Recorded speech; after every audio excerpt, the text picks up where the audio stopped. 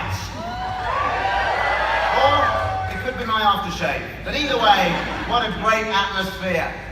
Yes, indeed, I'm Warwick Davis, and are there any Star Wars fans in here tonight? Well then, some of you may recognize me as Wald or Weasel from The Phantom Menace, or perhaps as Woolivan from The Force Awakens, or even Wheaty Sayobi from Rogue One. Where is he? Oh yes, a face only a mother could love there. Or perhaps I'm best known to all of you as Wicket the Ewok from Return of the Jedi.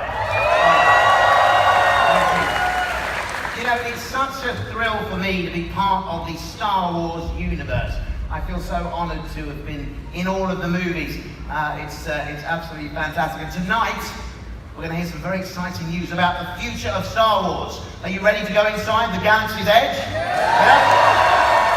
You know, I personally can't wait to find out more about what the brand new world of Batuu has to offer. I'm really excited about this. You know, my first experience with Star Wars was when I was just 7 years old, when I saw A New Hope. And I remember going home and getting my collection of action figures out and recreating moments from the films through the eyes of these figures. That's how I immersed myself in Star Wars back then. And then, at the age of 11, I was cast in Return of the Jedi. And then I was able to play and explore the sets and imagine the possibilities of a real live Star Wars experience. But then, the director said cut, and it was over. It wasn't real. But now, the future is, when we go to Batuu, no one's going to say cut. It's a fully immersive world that you can explore somewhere on the galaxy's edge. And I personally can't wait to get there myself. Now I think, are you ready to learn more about this new world? Yeah? Okay. So now I'm going to welcome onto the stage. Someone's going to help us guide us through the next 30 minutes. We're going to meet the architects of this new world, courtesy of your host, Mr. David Collins.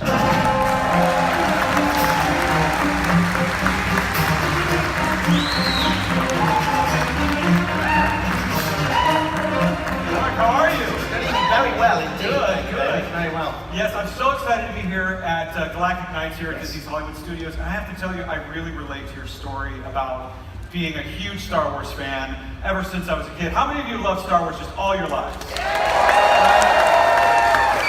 Great story. Really always inspiring to hear. Yeah, I'm so excited to be here at Galactic Nights. It's a great evening, and you know, I'd love to stay and find out more about Batuu and all of the new world and all that stuff, but I've got to go out into the park and experience what's going on, because also I'm making a huge surprise for the end of the night. Oh, yeah, okay. Yeah, I've got to go and work on getting that all together. It's a surprise. It's top secret. It is a surprise. End of the night. But you're all invited, okay? Out there in the center of the park, okay? Warwick Davis, ladies and gentlemen. Thank you Give a very big much. round of applause. Thank you, Warwick. Galactic Nights, how you doing?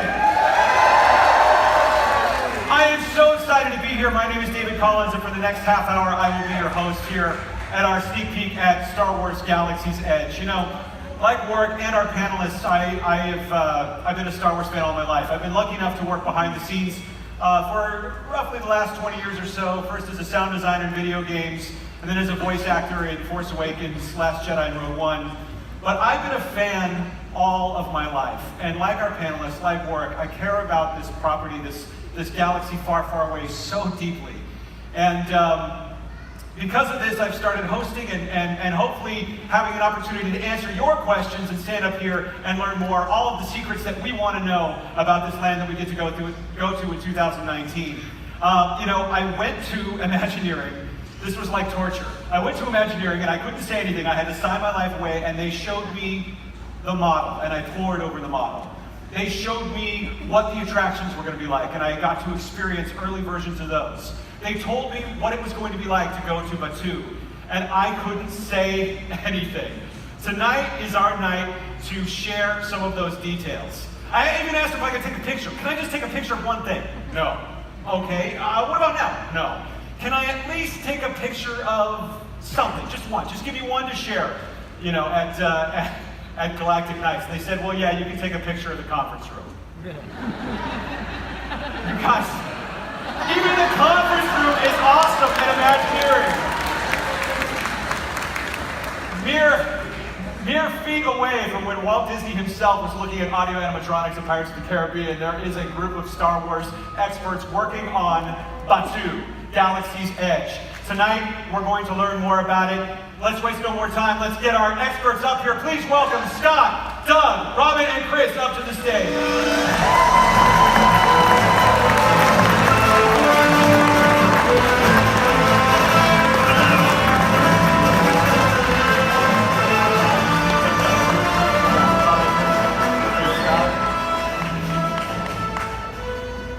Ladies and gentlemen, our panelists from Imagineering in Lucasfilm. I am so excited to talk to all of you about what we've seen in Imagineering, some of the things that you're working on.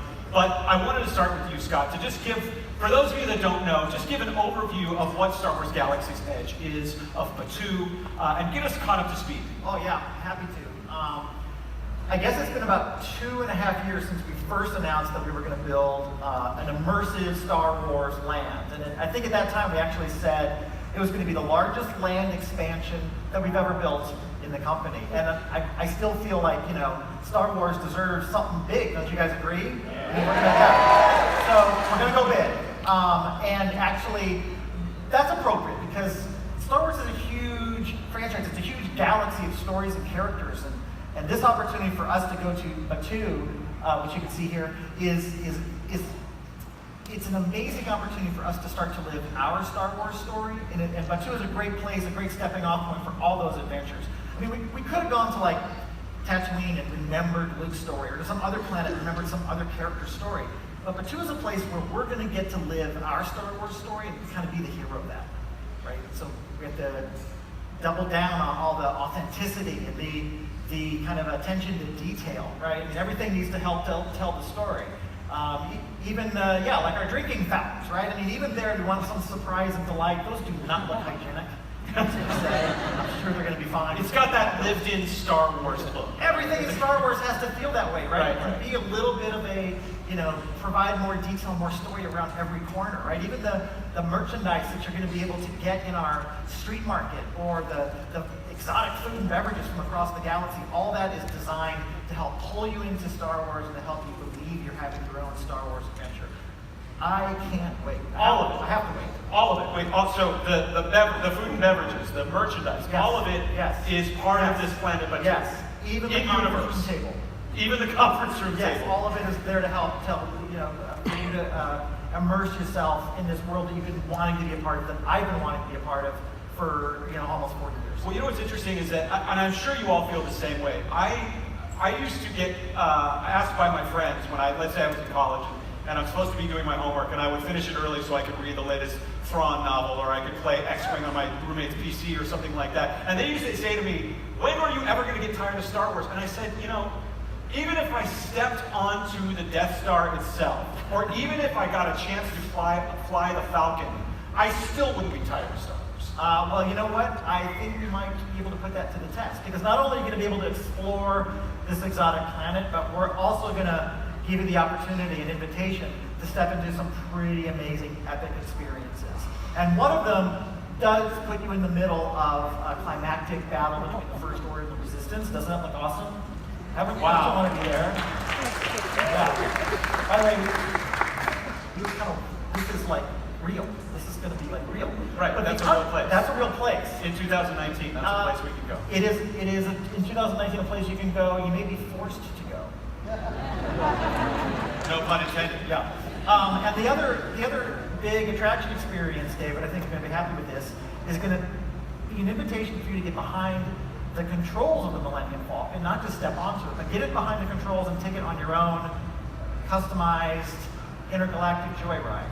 So not just be in the Millennium Falcon, but to actually fly the Millennium Falcon and have choices. Absolutely have choices. You're in control, so where you go is totally up to you. Just please be gentle. And I have to wait till 2019 to do this. I'm so excited. I can't believe. Well, so I mentioned to you all that I went to Imagineering. Robin, you're the executive producer. I want to just ask you, how far along are we? How is it going? Where are we this week in the process of bringing Batuu to life? it's fine. We're building the parks on both coasts, right? So you can see it over the construction fence. If you guys were out here, you can probably see things peeking up. So how many of you peek behind that fence? Any peeking? Right. Every time you're here? You're probably the type that shake your presents on holidays too, right? So no baiting. So yes, we're building here and we're building in Anaheim. I think we have some footage, some drone footage that was taken just a couple of days ago. And so you can see, if you had a better view over the fence, what you would see.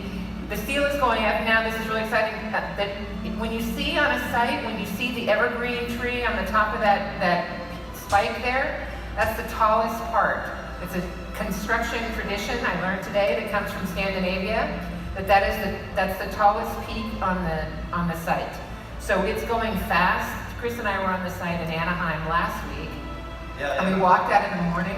Yeah, we walked out in the morning. There was had just cleared the site for one of our dining experiences, and Robin and I went in and had a meeting. Came out like 2 hours later, and the building was up. I don't know how they assembled steel so fast, but it was incredible. But Anaheim is. Yeah, Anaheim is progressing rapidly as well. I mean, we just started a lot of our carving on our rock works. We're actually getting to see those spires come to life, and it's exciting.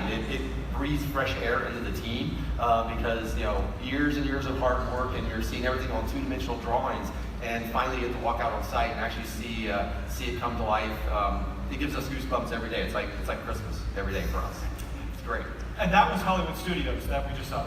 Yes. It's just right outside, just a week ago. That's brand new footage. That's incredible. And it reminds me of when I first heard that you were doing a giant expansion at the Disney parks for Star Wars.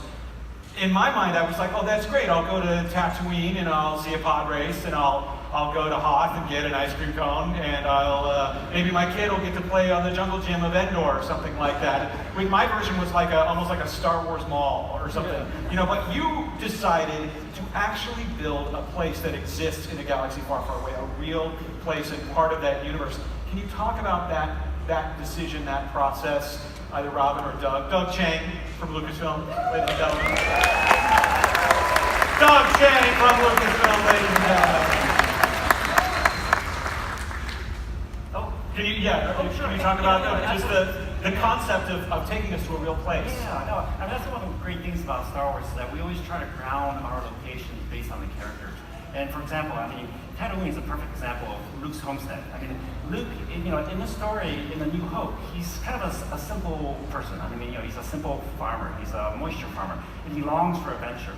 And so he really wants to escape the mundane life that he has. So the bleak desert of Tatooine really kind of mirrors that, because it reflects the emptiness in his life, that he actually wants to escape this. Vader's castle, on the other hand, is something else that we developed early on. And it's interesting because in Vader's castle, we actually want to go the other way. We want to make a statement. We want to put a sort of a bold statement that this is Vader's place. And if you look at his castle, it's literally like a stake in the ground. And everything about Mustafar sort of reinforces who Vader is. And I think this was really important for us because we wanted to imbue the environment with Vader's character. So, for instance, in the sky, it's dark brooding clouds. We have fumes from the lava field. Everything kind of makes you feel really unsettled. You get a sense that there's impending doom. Anything, you could get killed at any moment at this environment, just like Vader. And, and like Vader, who channels the dark energy of the Force, we actually designed his castle to mirror that. It's actually like a tuning fork. It's tuning the dark energy and amplifying it for Vader. One of the fun things about it, in one of these slides, you'll notice that the lava field dam that we made actually has a really interesting form language that conveys menace. It really looks like teeth. And the idea there is, again, is to make you unsettled. We took that same form language and actually applied it to the interior. We took a lot of Vader's sort of costume motif. And if you go inside, you'll notice that his chamber, the doorway to his chamber, mirrors the mount of his helmet. And the idea there is that when you go into his chamber, you're literally being visually consumed by Vader. And it's one of those things where, we strive to do that for all of the Star Wars designs because it then anchors and creates memorable places that then reinforces the story. But two's no different, right? The reason that we have spent so much time sweating the details on the planet's design is, much like those locations reflect the inner turmoil of those characters, the opportunities of those characters. This place wants to represent a great stepping off point for our story. So it is rich with discovery and hidden alleyways to explore and surprise and new adventures around every corner, because that's the Star Wars that we want to live.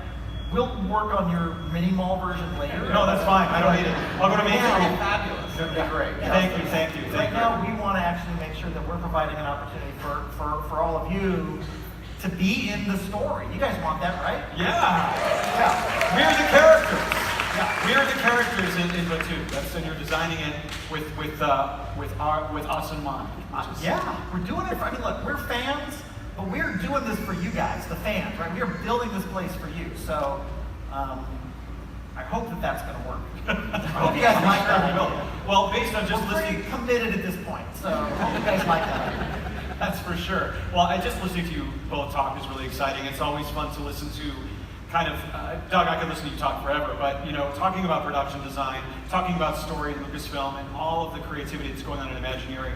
I am curious though, Doug, since you're stepping into this world, can you talk a little bit about the difference between production design for a film versus a park that is something that you can go to and experience every day? Yeah, That must be actually, so different. Yeah, no. In a funny way, the design process is exactly the same. The only difference is in the final product, in the final construction. For instance, the things that we make for film are always designed for a very specific point of view, and it's the point of view of the camera. So we specifically design things to look good at certain angles. Like for instance, this is our partial set of the U-wing for Rogue One, and we only build what is absolutely necessary to convey that illusion of reality, and that allows us to do a lot of cheats. Yeah, that doesn't work for us. I don't know. Like, you can look at it. Yes. It would be a lot cheaper. Yeah. But if you look at the next slide, so this is our Yavin set from Rogue One again, and it looks actually real from the camera's point of view. We spent a lot of time to set dress and build in all the details, to paint it to look right, to light it to look right. But if you look at the next slide, you see that it's just an illusion. It's actually, it's a movie set, of course. You can see our lighting rig. You can see that, the walls aren't really walls. They're actually, painted foam. Those aren't really rocks. And the reason we do that is film sets are meant to be temporary. They only need to last maybe a week or a month for, however long it takes to shoot it. Constructions for the parks, however, are completely real. They are absolutely, and it requires a level of authenticity that's unparalleled. This is a really fun example where this is how we also cheat in film, which is, sometimes we don't even build anything. This is just a painted flat of plywood. And it's one of those things where it's always about the creation of illusion. And one of the things that I really enjoy now working with the WDI team is that we're taking that fantasy version and actually making it real. And that's the joy that we have is, a lot of our stuff, like for instance, we're building a whole fleet of X-Wings. And it's absolutely fantastic. Time out. Can you just say what you just said one more time? You were building a what now? We're building a fleet of X-Wings for real. You're building a fleet of X-Wings. And the real fun part is that the movie versions that we make. I'm so excited I'm clapping. And you do. And I am too. No, the funny thing is the movie versions that we make are props. I mean, they're made out of wood and fiberglass and foam. The versions that you're going to see in the parks are the real deal. They're made of a 1/4-inch aluminum over a steel frame, just like a real aircraft. I mean, when you knock on it, it doesn't give. It just feels like the real thing. And that's where I like to think that, if we actually mounted engines on these could really fly. and the X-Wings that we're going to see in the parks are identical to the versions in the movie. The only difference is that these are built for real. For instance, all the details are absolutely authentic. Like the bolts are really bolts. The latches are real latches. And we even went so far as the graphics actually say something. They're not just for decoration. So it's that level of authenticity that is really kind of creating an immersive, sort of a complete immersive experience. Wait. So if I go up to that X-Wing and there's like a warning, be careful as you step on board, there's going to be an Aurobesh warning before you get up. Really? Exactly. It'll tell you exactly what to do and what not to do. I know. It's going to be Yes. Be gentle, please, for God's sake, be gentle with the ships. I will, I promise. No joyrides. Okay. There'll also be a friendly operations cast saying, please don't step on the axle. You're the reason why we have to put rails around Yes. everything, by the way. I am the reason. I'm the reason. I'm never going to mention you again after this. We can have a real good treat. Recently, I had a chance to check in on the Falcon as it's getting its finishing touches, and it is absolutely stunning. I mean, for the film version, as you know, we had several different versions. I believe we maybe even have 6 or more, and that included a couple full-size versions. We had a 6-foot shooting miniature, and even a 2-inch shooting miniature, and a bunch of digital versions. And curiously, they're all slightly different, and that's because they were all built for specific purposes. The one Falcon that you're going to see in the park and experience is going to be the real deal. It's the authentic thing. And it was surreal for me because I remember standing in front of it just recently and I was completely awestruck. It was just an amazing experience. And I just can't wait for all of you guys to have that same experience. Actually, these are new photos. That's This is the first time anyone's ever seen This is the first time anyone's seen this guy with the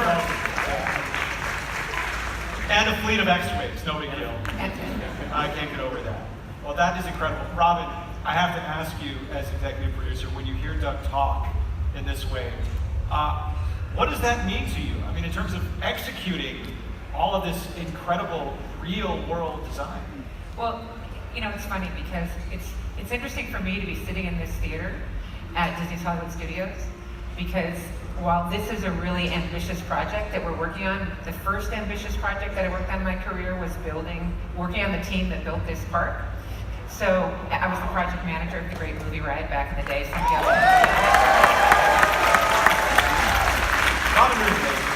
It was 2 or 3 years ago, which goes to show you that we build things in theme parks to last a little longer than we did in movies. Even though this park was all about the magic of movies, we built this to last. And what we're building for Delos, or what we're building for, what we're building for Batu, she gets one. What we're building for Batu is absolutely, and when we think about how we're going to bring all of you into this experience, when you go to the movies, we all went to has anybody seen episode 8? Did you cry? I cried. So we all went and we get so excited, we think, how can we possibly top that? How can we possibly do anything better than what we just experienced in the theater together and collectively? And that's by taking you into it and letting you be in it. So the Falcon, we were just talking about the Falcon. Well, the Falcon's going to be here, and you can go on to the Falcon. You will go onto the Falcon, you will go into the chest room, you will go down those hallways, and you will go into the cockpit and fly the Falcon on a mission that you can control. And that picture of that hallway and this cockpit, this is not a set. That's not from the movie. That's the actual Falcon. That's where you're going in 2019. Come on. Amazing. And so we're not just on Batu. We're going to have missions beyond Batu. Well, and I think we're going to have a little, spoiler alert for the people that are here. We are going on missions, and we're going to fly around Batu. We're going to see some things, but we're going to take you to places beyond Batu. And I think we have an image. We've been working here with Doug Chang and the team to develop a place that y'all haven't seen. This is a really fun sequence where it's something fresh and it's something new, but it's going to feel completely Star Wars. So we have to expand the universe, and I think you're going to really enjoy it. This is a never before seen. You guys have already seen this one too. The first time. That's awesome. Yeah, and this is just one of the missions that you might find yourself faced with, right? If you choose to take on this adventure, and who knows how it's gonna end up. Doesn't look like it's going to end up well, does it? That's up to you guys. How this ends up is going to be totally up to you guys. It's the Falcon, so you better bring it back in one piece. Yeah. So we've heard so many great, that's incredible. I mean, we've heard so many great things about vehicles, about fleets of X-Wings. The Falcon's going to be at Batu, but it's more than just what you were saying before. It's more than just vehicles. It's more than just flying missions. There's a whole planet that you're building, a whole city that we're going to see. Chris, can you tell us about those details beyond the ships? Yeah, designing a planet is a lot like designing a character. And Scott talked a little bit about just how, a planet and is a reflection. Doug talked about this too. A planet, it really is a reflection of the character. And so when we sit down, we started really looking at where we wanted to take our guests. What planet do we want to take you to that's not Hoth or Endor, right, in this other place? It still had to be a place that was familiar, that still felt like Star Wars, right? And really at the beginning of the process, and by the way, there's an amazing partnership with Doug Chang and the design team at Lucasfilm and the story team. It is really one team. We are not two separate groups. We visit each other weekly, we have weekly check-ins, we take all of our trips together when we do our research trips, which I'm going to talk about here in a few minutes. But we are designing this thing together, and I think that's what's just going to really make it just, like I said, feel like Star Wars. Also, we looked back and we did a lot of research and going back and looking at the work of Ralph McQuarrie. And Ralph was he was an art director. Ralph McQuarrie fans in the audience.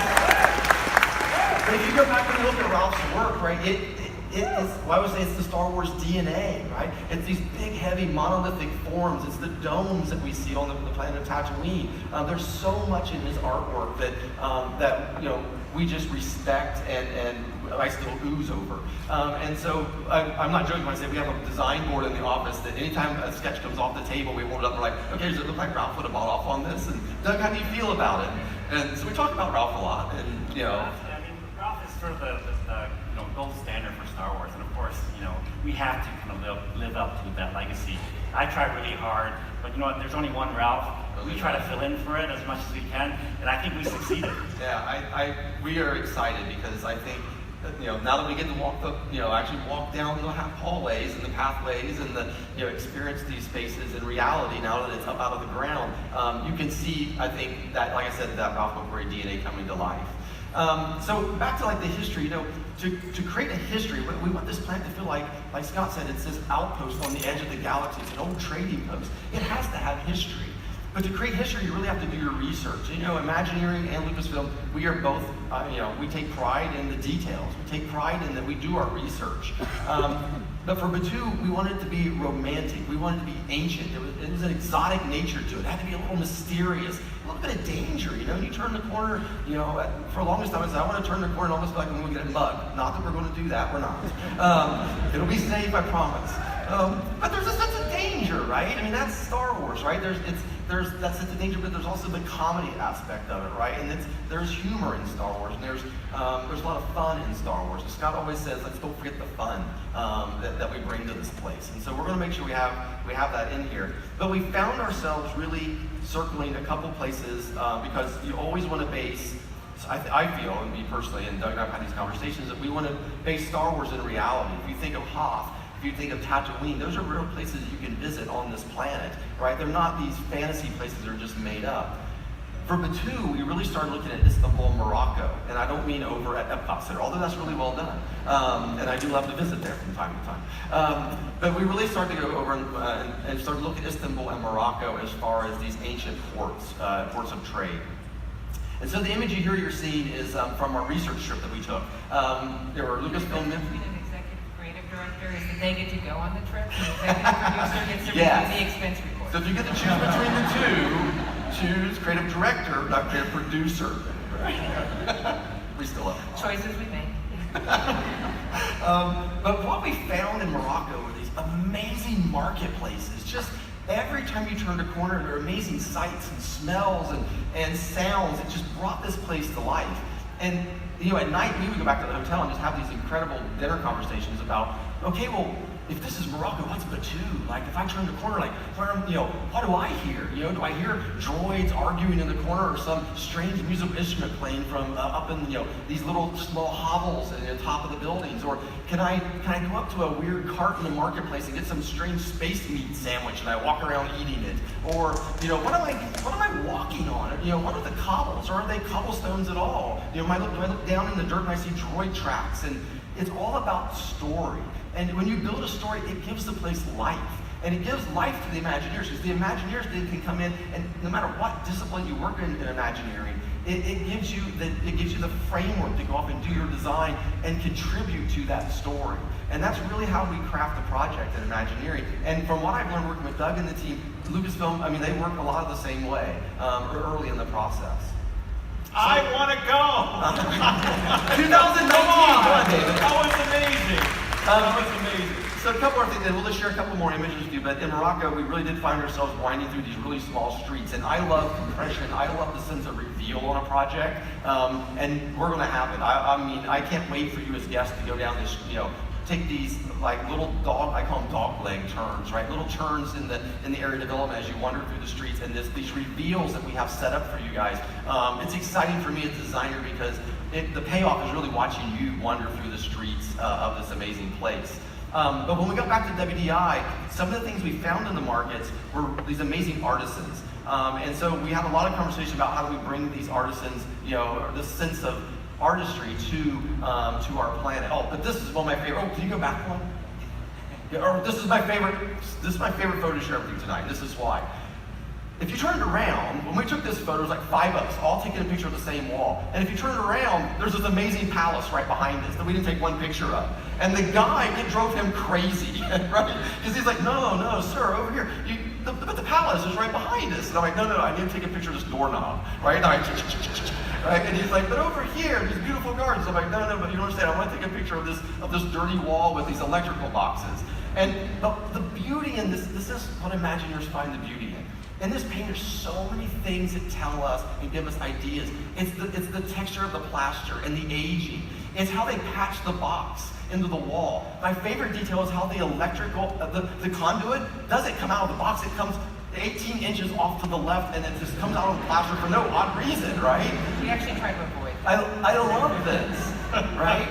And we bring thousands of photos like this back to WDI, and we give these to the Imagineers because everyone finds a beauty in it. And so you will see this, I guarantee this, when you wander the streets of Batu, you will find these details. So really quick, you can now see really the influence of Morocco and Istanbul. This design is really what it will look like when you walk into the entrance to our market or our souk. But it was really based off the Grand Bazaar in Istanbul and walking into this grand space. But in the next painting, we compress that space. We bring it down. We make it a little bit more human in its relationship to you. And here you'll find all these little stalls that all have backstories. We may never share those backstories with you, but we know those backstories as Imagineers. It helps the design team craft each one of their individual stories. And I think the one little story we want to share with you tonight, which we haven't really shared today, is really our Toydarian story. So we have a toy maker in this market. It happens to be a female Toydarian. And you have a Toydarian toy maker. Yes. I love it. It's in the name. It was like a gift, right? Lucasfilm lobbed it with the softball, right? Anyway, it's Toydarian. They make toys. But we have a Toydarian. This is the rendering of what that shop will look like. And the beauty of this shop really is in the artistry. And when we came back from our research trip, we met with our lines of business, the foods team, the merchandise team, and really sit down with them and talked a lot about authenticity. That the product that we sell here, the things that we want you to buy as fans. And by the way, I'm a huge Star Wars toy fan. I know you guys are too. As the fans, you want something unique. You want something different. You want something that feels like it came from this planet. And so we've been working really hard with our merchandise partners, and we'll have a couple images to share with you. Really influenced by, well, here you can see, this is actually one of the toys that we'll be selling. This is an AT walker, but it makes it look like it's crafted by, an artisan who's hammering each little piece of metal out and setting the rivets by hand. And a lot of these toys and images were really inspired also by some of the toys and things that we've seen in Rogue One and Episode 7 that Doug worked on. So even the merchandising of the toys. Oh, yeah. Exclusive, just you can only get on number 2 because it was made by a Toydarian. Yeah, it has to be. In-universe merchandise. In-universe. So I'm not going to go and buy a Star Wars t-shirt from this Toydarian. No, you will not buy a Star Wars t-shirt. That's incredible. So that is really, really, really cool. So I have one last image to share with you. And this image, well, we've all seen blue milk, and we've seen now, as of last night, green milk, right? I'm excited. Because Scott and I just came back from a trip where we got to sample a lot of blue and green milk. About 30 different varieties. And it was all good, trust me. So I think you guys are in for a treat in 2019. We're This is excited. the aftermath here. Yes, this was the aftermath. The presentation is a little different than what you saw in the episode. Yeah. Yes, that was very authentic though, I must say, from Luke, right? Wow, that's just absolutely incredible. I mean, there's just so many details that I just cannot wait to explore. And in 2019, you're still over a year out. There's still a lot to. But there's a lot of work happening, right? I mean, Yeah. you saw the construction work that Robin shared, the aerial site. You can see what a big site it is. All the work that Chris and Doug and the hundreds of other Imagineers and crew members, folks, Lucasfilm and Imagineering and here in the parks that are working on it. And I promise you, we are working as hard and as fast as we can to bring those stories to life. I absolutely cannot wait. And I understand, and speaking of stories, you had something that you wanted to share. Yeah. So we love sharing this stuff with you guys because, as I said before, we do this for the fans. We love the opportunity to share more details, more of the stories behind the stories with you. 2019 is still a year away, but because we love planting the seeds for these stories with you, we want you guys tonight to be the first to receive a brand new thing that we're doing, which is a collection of Star Wars Galaxy's Edge trading cards. Yeah. So for the first time tonight, when you guys on your way out of the park, not out of the theater tonight, but on your way out of the park, you will be the first to get the first starter set of Star Wars Galaxy's Edge trading cards, which help set the stories, plant the seeds, introduce you to some characters that you're going to meet along the way. I can't wait to share more with you along. That's awesome. That's really great. So, this is, and just as a reminder, so it's not on the way out of this theater. It's on the way out of the park at the end of the night. You'll all get to have these trading cards from Platoon and learn just a little bit more. There may be some secrets and surprises in here too. Oh, very, very cool. Maybe. Well, this is great. I know I can't wait to hear what's next on the journey to creating this incredible immersive experience. I just love talking to you guys. I could do this forever. I know there's so much of Galactic Nights to explore. Please join me in giving them a huge round of applause. I want to introduce you one at a time. This is Executive Creative Director Chris Beatty. Vice President and Creative Director of Lucasfilm, Doug Chang. Executive Producer for Imagineering, Robin Reardon. And Creative Director for Star Wars and Parks Worldwide, Scott Trowbridge.